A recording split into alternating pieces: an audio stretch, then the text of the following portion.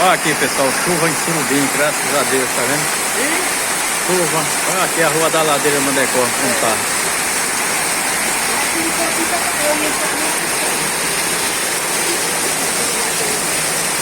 Chuva, Surubim, graças a Deus. Tava precisando. Olha a água descendo aqui na rua Mandecó. A rua Mandecó é a rua Imperador Pedro II. Tá de rola a água, graças a Deus, meu Deus, graças a Deus, muita chuva. Aí, ponte que vai pra Lagoa Nova, bloqueado, tá passando nada aqui não.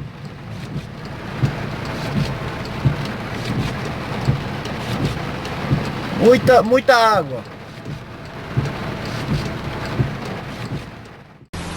Vai, chama. Vai, tá coisando, porra. Já.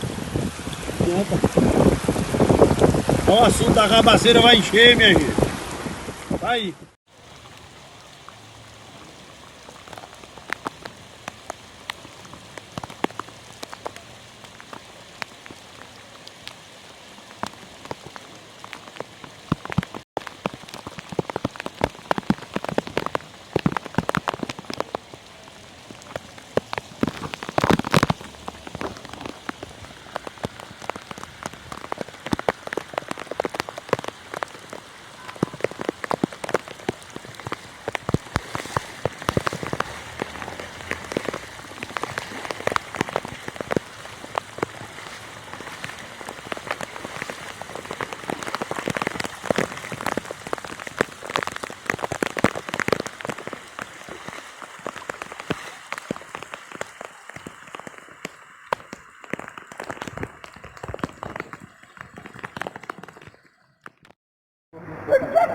Nada sincronizado.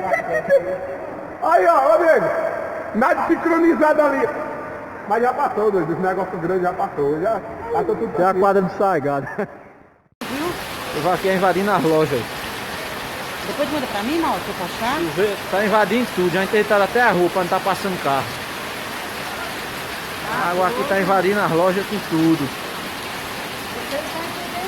Subindo no motor das motos aqui, aí.